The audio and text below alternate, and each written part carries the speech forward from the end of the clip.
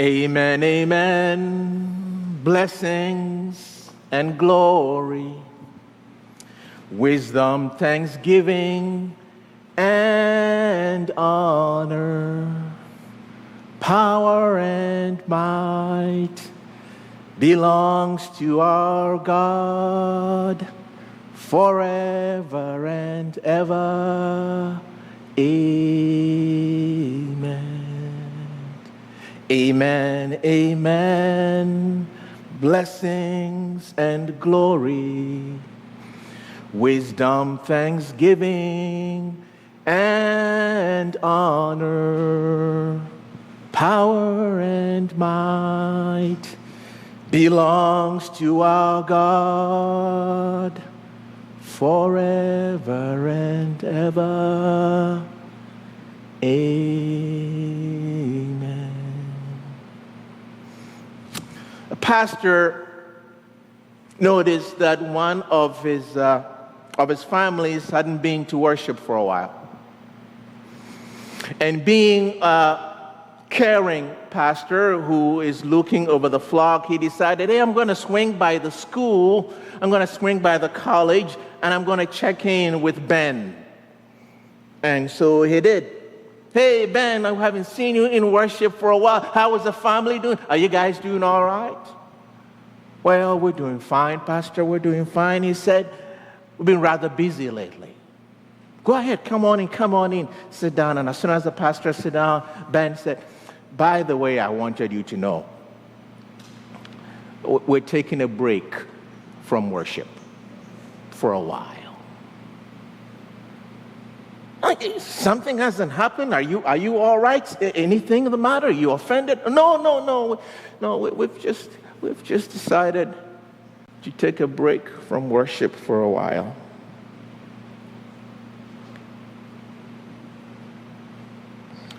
When I heard the story, I thought to myself, what does that mean? To take a break from worship for a while. What does that mean? Not long ago, I personally was involved in a conversation where the person said to me, nothing personal, but I'm just not feeling it.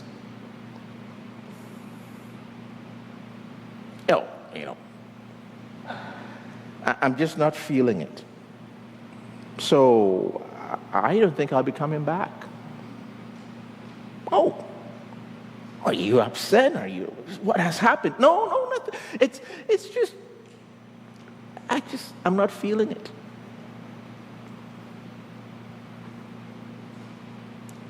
And I have myself sat at the edge of my bed from time to time, and I have wondered, well, am I going to church today? Even as a pastor, yes. Because sometimes I'm on vacation, you know. Am I going to church today? And those questions caused me to wonder, what is worship about? What is supposed to be happening when we gather to worship? And if for some reason we need to step out of worship for a while, do we lose anything? It is so easy to take offense, isn't it? It is. Because you have some idea of what it takes to put a worship service together, I'm sure, right? Here are people who came to rehearse and practice on Thursday. I was here when they came to rehearse. This beautiful song they sang, it didn't just fall out of the sky. It took effort and work. Robbie has been in here cleaning, getting the place ready. We've been wondering whether the AC would work, and bulletins, and lay leader getting ready, and pastor gets some kind of message together. I mean, Martha would tell you, chair of worship council, it is some effort. So it's easy to feel hurt when somebody says, nothing personal, but I'm not feeling it. It's easy to get hurt. But hold on to your hurt for a bit and ask the bigger question. The bigger question for me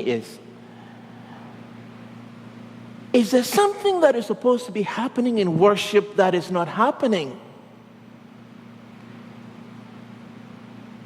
That causes this person to say, whatever is happening there, it's not connecting with me.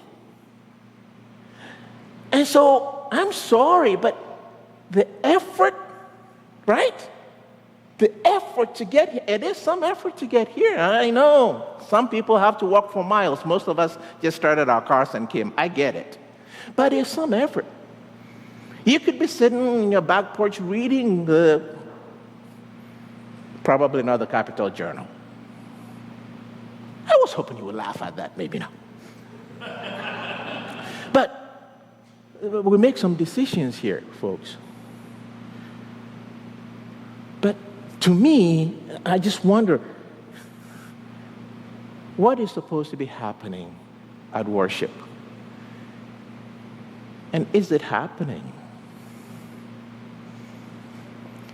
And if that's not happening, rather than getting offended and upset, maybe we ought to be exploring together what is supposed to be happening and how best we can work together so that it is worth the effort.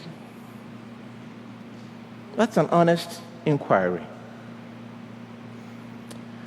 So today we come to the third statement. Maybe it's statement number 4 in the series of the great ends of the church. And I'm preparing and delivering 2 messages. The first one was proclamation of the gospel for the salvation of humankind. I did that. This is my second message and my second statement. And this is it. One of the purposes of the church is the maintenance of divine worship. That's a phrase. The maintenance of divine worship. Maintenance of divine worship. You know, Presbyterians, we are very particular. Our words are very important to us. Maintenance of divine worship. Anything that has to be maintained better be maintained. Because if it doesn't get maintained, it gets out of whack. Right? Maintenance. Our relationships require energy. They need to be maintained. If we don't maintain them, keep short accounts, engage with one another, you test it and see. Over a while, it goes out of whack. Maintenance of divine worship. Earlier this year, I gave a good friend of mine a call to help me maintain my lawnmower. It needed to be sharpened, oil needed to be changed. If you don't, you might putt along a little while, but over time, right, Bob, it goes down faster. It does less of what it's supposed to do because we didn't pay any attention to it.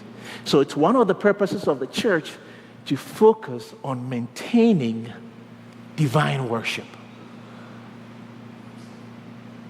Somebody needs to be paying attention to that. Notice it says divine worship. That's the worship of God. Worship has a way of becoming about us rather than God. When I begin to ask myself what is in it for me, I'm not thinking about God being at the center. Who have I put in the center? Me. Me.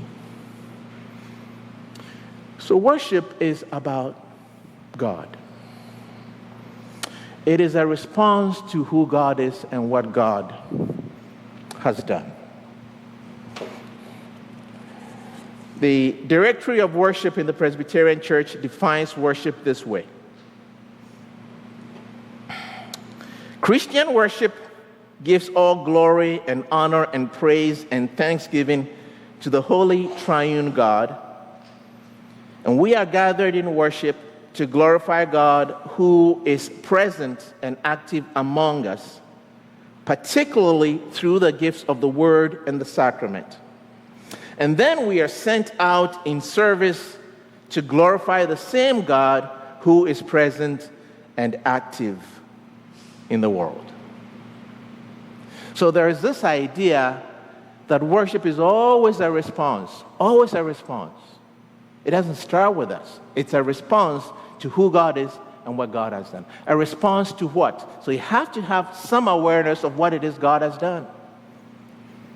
And the people of Israel, their mind always went to Egypt and the freedom God gave them to get out of slavery and go into freedom. That was the formative event. For us, our mind goes to what God has done for us in Jesus Christ through his birth, his death, his crucifixion, his resurrection. This is what God has done for us. And if that's too far for you, that's where you look into your own life and you ask that question, well, what has God done? What is true in my life?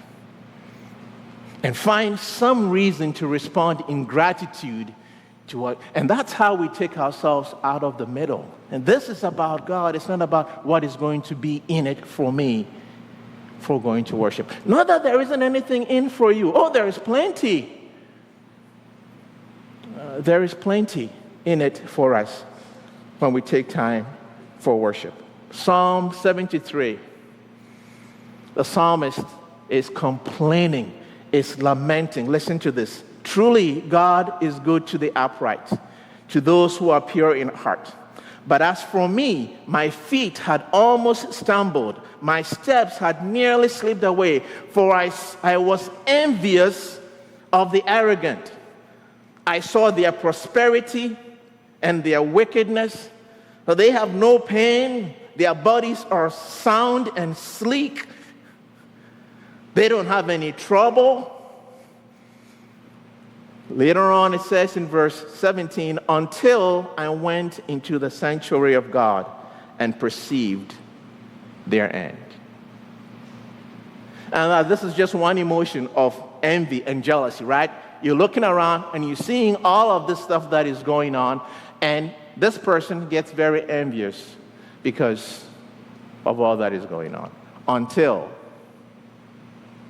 he enters worship. And worship of God has a way of reorienting us, resetting us, so that we are looking where God wants us to look and focused on what God wants us to focus on. So you move from envy, anxiety, worry to some places. Worship does that for us. Just one benefit, just one example. Another is what Jesus talked about when he was talking about anger. And he said, when at the altar, you should remember. You've come to the altar, you're making a sacrifice, and there you remember. I don't know if you've noticed, sometimes at worship, you remember stuff. Finally, the mind is settled. Finally, you are available, and boom, you remember things. And whatever it is that comes to mind, it becomes an invitation, something that maybe God is calling you to do. Why couldn't we remember it at other times? Because at worship, finally, we are focused where God wants us to be, and we can hear what we need to hear. Just a couple of examples of what is in it for us. But that's not where we start. We start by remembering that worship is about God. It's a response to God for what God has already done for us. And as I was sharing with the children, the scriptures are central. We gather in the Word. We are instructed and guided by the Word. The word is enacted and sealed here at the communion table and also at the baptismal font. All of these things are based on the word to seal the reality of who God is for us. When I talk about seal, I'm talking about something as real as a wedding ring. It makes it physical. Sure, he said he loved you, but now you've got the ring, maybe that means something. Makes it physical, right there, you can touch it, you can feel it. It's sealed for us. All of that is around the word. The maintenance of divine worship. So, it's my task as pastor, working with worship council, subject to sessions approval, to continue to pay attention to what we do when we gather for worship. And this is not the only part, of course. There is that other part, which is the personal time of worship at home. And those two need each other. The personal time of worship around the word and corporate worship together. They need each other. If it's only personal and private, it can become self-centered. Sometimes it needs to be challenged and stretched. It's not just God and me. And we don't care about anybody else. Sometimes it needs to be corrected. That's why we need both. And I'm going to tell you, if all you do is public worship, even if you make it every Sunday, it's not going to be enough. We're here for what, an hour, 2, maybe? Won't be enough. It has to be maintained in the private sphere, in your own practice of personal worship. So we need both. So there are plans in the works to help us grow in both areas. Thanks be to God.